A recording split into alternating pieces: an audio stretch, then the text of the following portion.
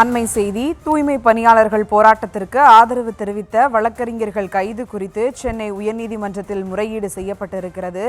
மனுவாக தாக்கல் செய்தால் பிற்பகல் விசாரிக்கப்படும் என நீதிபதி ரமேஷ் தலைமையிலான அமர்வு ஒப்புதல் அளித்திருக்கிறது. கூடுதல் விவரங்களோடு இணைகிறார் செய்தியாளர் மதியழகன். வணக்கம் மதியழகன், விவரங்கள்.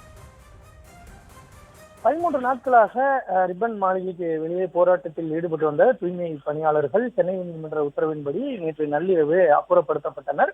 இந்த போராட்டத்திற்கு ஆதரவு தெரிவிக்க சென்ற 20க்கும் மேற்பட்ட வழக்கறிஞர்கள் கைது செய்யப்பட்டுள்ளதாகவும், மேலும் சட்ட கல்லூரி மாணவர் ஒருவரும் இந்த போராட்டத்தில் சென்ற அவரும் காணாமல் போயிருப்பதாக மூத்த வழக்கறிஞர் கே ஆர் ரமேஷ் மற்றும் வழக்கறிஞர் ஆர் கிருஷ்ணகுமார் ஆகியோர் நீதிபதிகள் M S Ramesh, V Lakshmi Narayanan அடங்கிய அமர்வில் முறையீடு செய்தனர். சென்னை உயர்நீதிமன்ற உத்தரவு அடிப்படையில் தூய்மை பணியாளர்கள் கைது செய்யப்பட்டிருந்தாலும் கூட வழக்கறிஞர்கள் எங்கே சென்றார்கள் என்ற விவரம் தங்களுக்கு தெரியவில்லை என்றும், அதே போல சட்டக்கல்லூரி மாணவர் ஒருவர் காணாமல் போயுள்ளதாகவும் அவர்கள் குறிப்பிட்டனர். அப்பொழுது நீதிபதிகள் எதற்காக வழக்கறிஞர்கள் மற்றும் சட்டக்கல்லூரி மாணவர் ஆகியோர் கைது செய்யப்பட்டதாக காவல்துறை தரப்புக்கு கேள்வி எழுப்பினார்கள். இதற்கு பதிலளித்த காவல்துறை தரப்பு வழக்கறிஞர் இது தொடர்பான எந்த தகவலும் தன்னிடம் இல்லை என்று தெரிவித்தார்.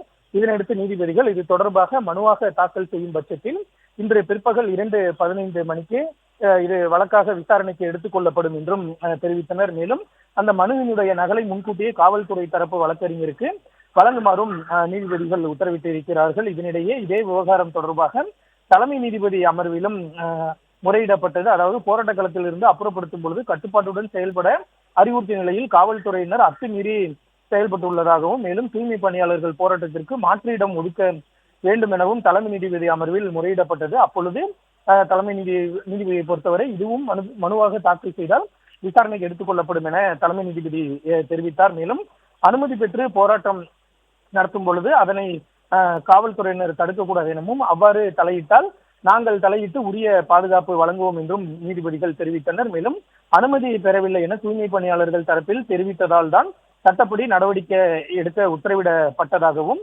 மேலும் எந்த மனுவும் தாக்கல் செய்யப்படாத நிலையில் வாய்மொழியாக முறையிடும் பட்சத்தில் எந்த உத்தரவும் பிறப்பிக்க முடியாது எனவும் தலைமை நீதிபதி அமர்வு தெரிவித்திருக்கிறது.